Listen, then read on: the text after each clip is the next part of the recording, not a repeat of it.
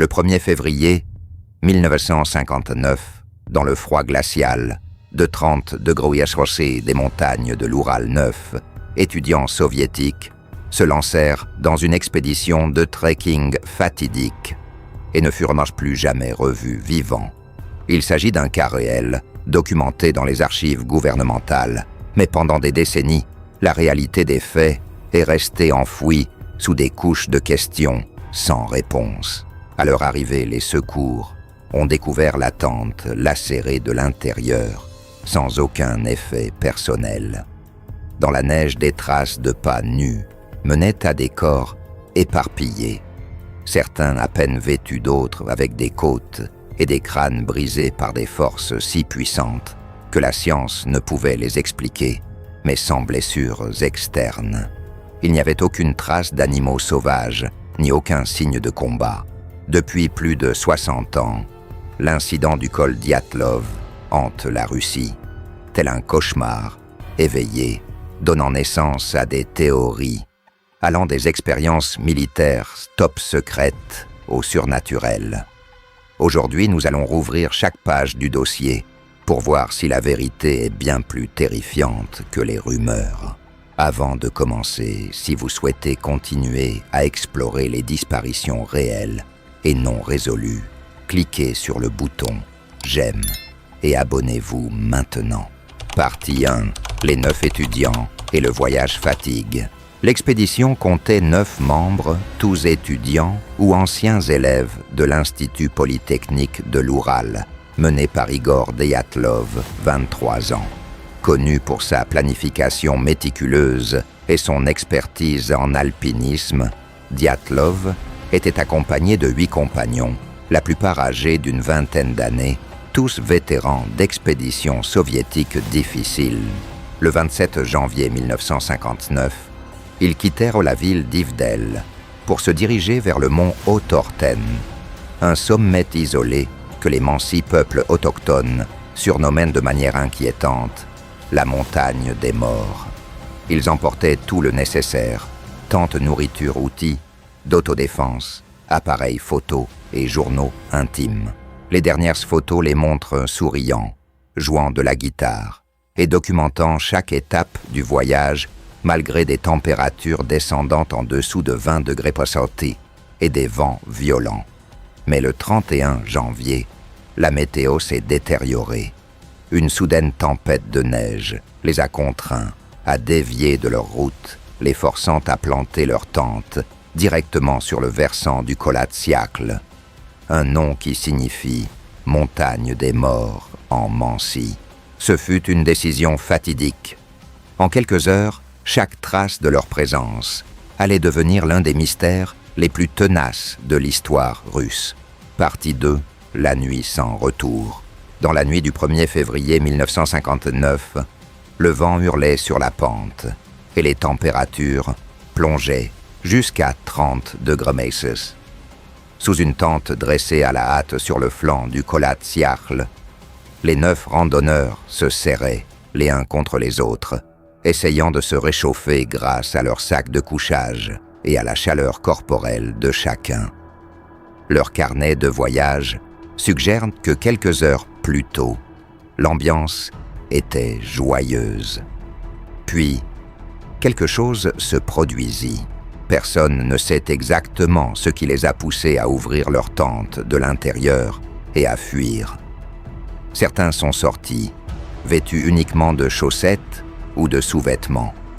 Des traces de pieds nus descendaient, la pente disparaissant dans l'obscurité.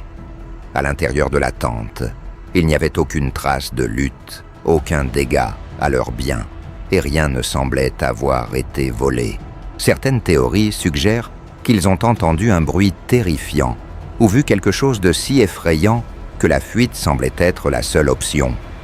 Le vent hurlant, l'obscurité suffocante et le froid mortel ont transformé la montagne en un piège immense et inéluctable. Dès qu'ils sortirent de cette tente, leur destin était scellé. Aucun des 9 ne reviendrait jamais. Partie 3. La découverte terrifiante. Il fallut plus de 3 semaines après la disparition du groupe Dyatlov pour que les sauveteurs trouvent les premiers signes. Le 26 février 1959, ils découvrirent la tente sur les pentes du Kholat Syakhl. Partiellement ensevelie sous la neige, elle était étrangement ouverte de l'intérieur, comme si quelqu'un avait désespérément tenté de s'échapper. À l'intérieur, bottes, manteaux, nourriture et même appareils photo étaient restés intacts. En suivant les traces, l'équipe de recherche a trouvé les 2 premiers corps, sous un cèdre vêtu seulement de chemises légères et de sous-vêtements. Non loin de là, 3 autres corps gisaient éparpillés dans la neige, comme s'ils tentaient de ramper vers la tente. 2 mois plus tard, les 4 corps restants furent découverts au fond d'un ravin, sous une épaisse couche de neige. Certains présentaient de graves fractures aux côtes et au crâne, des blessures décrites comme comparables à celles d'un accident de voiture à grande vitesse. Étrangement, aucune blessure externe correspondante n'était visible. L'une des victimes avait perdu la langue et les yeux. Cette scène figée a cimenté l'incident du col Dyatlov comme l'un des mystères les plus effrayants et les plus déroutants du XXe siècle. Partie 4, des théories qui défient la logique. Depuis que l'affaire du col de Dyatlov a été révélée au grand jour, des dizaines de théories ont émergé, mais aucune ne permet d'expliquer tous les détails. La plus courante est la théorie de l'avalanche. Mais si c'était vrai, pourquoi la tente était-elle toujours sur la pente? Et pourquoi le groupe a-t-il fui des centaines de mètres sans emporter de vêtements chauds?